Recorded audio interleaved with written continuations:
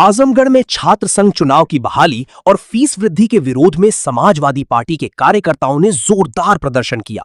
समाजवादी छात्र सभा के राष्ट्रीय सचिव आनंद यादव के नेतृत्व में सपा के विभिन्न फ्रंटल संगठनों के कार्यकर्ता राज्यपाल को संबोधित ज्ञापन जिलाधिकारी के माध्यम से सौंपने पहुंचे थे, लेकिन सपा कार्यालय के बाहर ही पुलिस ने प्रदर्शनकारियों को रोक दिया, जिसके बाद कार्यकर्ताओं और पुलिस के बीच तीखी नोकझोंक देखने को मिली। मौके पर भारी पुलिस बल तैनात रहा और पूरा इलाका छावनी में तब्दील नजर आया। सपा नेताओं ने आरोप लगाया कि पुलिस ने कार्यकर्ताओं को आगे बढ़ने से रोकने के लिए बल प्रयोग किया। वहीं प्रदर्शन के दौरान ईडीएम मौके पर पहुंचे और कार्यकर्ताओं से राज्यपाल को संबोधित ज्ञापन स्वीकार किया। सपा नेताओं ने छात्र संघ चुनाव तत्काल बहाल करने, मनमानी फीस वृद्धि पर रोक लगाने और बढ़ी हुई फीस की समीक्षा करने की मांग की। सपा नेताओं ने आरोप लगाया कि आनंद यादव समेत 5 कार्यकर्ताओं को पहले ही हाउस अरेस्ट किया गया था। इसके साथ ही महाराजा सुहेलदेव राज्य विश्वविद्यालय से संबद्ध कॉलेजों में छात्र समस्याओं के त्वरित समाधान की मांग भी उठाई गई। सपा नेताओं ने चेतावनी दी है कि यदि छात्रवृत्ति, फीस वृद्धि और अन्य समस्याओं का जल्द समाधान नहीं हुआ तो आने वाले दिनों में आंदोलन को और तेज किया जाएगा। फिलहाल आजमगढ़ में हुए इस प्रदर्शन के दौरान पुलिस और सपा कार्यकर्ताओं के बीच हुई नोकझोंक चर्चा का विषय बनी हुई है। क्या वजह? सबसे पहले तो इलेक्ट्रॉनिक मीडिया के साथियों आपका धन्यवाद, लेकिन ये छात्र संघ से बहाल करने से डरी हुई है, छात्रों से डरी हुई है, क्योंकि छात्र लगातार उत्पीड़न हो रहा है। छात्र अपने मुद्दे को लेकर सड़क पर आ रहा है।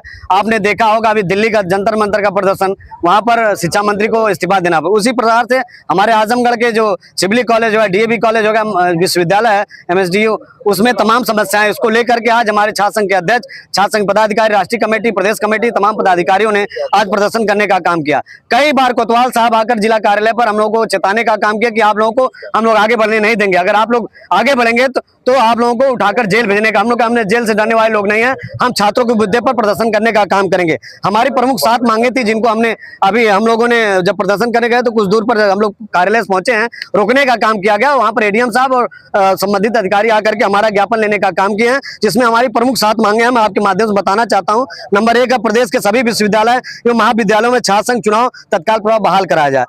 नंबर 2 है, विश्वविद्यालयों और महाविद्यालयों में मनमानी फीस वृद्धि का तत्काल रोक लगाई जाए। नंबर 3 है, पूर्व में बढ़ाई गई फीस की समीक्षा कर उचित राहत प्रदान की जाए। नंबर 4 है, जौहर यूनिवर्सिटी पर बिना किसी वैधानिक आधार पर की जा रही कार्रवाई गैर कानूनी है। शिक्षा के मंदिर को तोड़ा ना जाए, क्योंकि यहाँ से ही शिक्षित होकर के देश और प्रदेश के विकास में नौजवान आगे बढ़ेगा। नंबर 5, एमएसडीयू विश्वविद्यालय में कॉलेज प्रशासन की मनमानी बंद की जाए तथा विद्यार्थियों के हितों की रक्षा की जाए। नंबर 6, विद्यार्थियों की समस्याओं के समाधान के लिए विश्वविद्यालय तो लोकतांत्रिक छात्र प्रतिनिधित्व सुनिश्चित किया जाए। नंबर 7, विद्यार्थियों के संबंधित फीस, छात्रवृत्ति, शिक्षा एवं अन्य समस्याओं की समयबद्ध सुनवाई एवं समाधान की व्यवस्था सुनिश्चित की जाए। ये मांग लेकर के हम लोग गए थे, लेकिन लगातार पुलिस बर्बरता करे, हम लोग डीएम कार्यालय कलेक्टर तक नहीं जाने दिया। बीच में ही एडीएम साहब ने हम लोग ज्ञापन लेने का काम किया, कहा कि धारा 144 लगी है, आप लोग आगे नहीं बढ़ सकते, जबकि हम लोग शांतिपूर्वक तरीके से सब लोग आगे बढ़ रहे थे। हमारी मांग है कि छात्रों का उत्पीड़न कब तक सरकार करेगी। हम योगी आदित्यनाथ उत्तर प्रदेश सरकार से पूछना चाहते हैं कि छात्र संघ बहाल क्यों नहीं कर रहे हो। आप दिल्ली विश्वविद्यालय में चुनाव होता है, जेएनयू में होता है, आप बधाई देते हो। आप उत्तर प्रदेश में चुनाव करा करके अपने लोगों को बधाई नहीं देना चाहते हो। क्यों आप छात्र? क्योंकि वो जानते हैं कि गांव गरीब के लोग जब सदन में जाएंगे, बड़ी कुर्सियों पर जाएंगे, तो हक की मांग करेंगे, सही बातों को उठाने का काम करेंगे। ये जन मुद्दों को दबाने के लिए, गांव गिराव की बुनियादी चीजों को दबाने के लिए छात्र गरीब, गांव गरीब के निकले हुए छात्र नौजवानों को राजनीति में लाने नहीं देना चाहती, रोकना चाहती है। इसलिए ये छात्र संघ बयान किया और तमाम छात्रों को उत्पीड़न करने का काम करें। ये जो कार्यक्रम किया गया है, ये छात्र नेताओं द्वारा किया गया है। समाजवादी पार्टी छात्र हितों की लड़ाई लड़ती रही है और समाजवादी पार्टी जब भी सत्ता में आई है उसने हमेशा छात्र संघ को ताला खोलने का काम किया है और छात्र संघ ही राजनीति की नर्सरी है।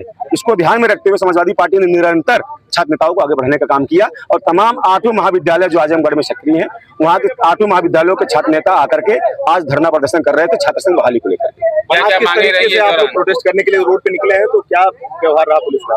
हम लोग शांतिपूर्वक, विभिन्न महाविद्यालयों के हमारे छात्र नेता, पूर्व पदाधिकारी आए थे और शांतिपूर्वक 50 की संख्या में हमारे छात्र नेता थे और शांतिपूर्वक हम लोग जा रहे थे। हम चाहते थे कि डीएम महोदय के माध्यम से हमारी बात महामहिम राज्यपाल तक पहुंचे, मगर शहर के सीओ, कोतवाल और तमाम पुलिसकर्मी, पुलिस बल लगा करके इन लोगों ने हमें रोकने का प्रयास किया और एक तरीके से हाउस अरेस्ट करने का काम किया।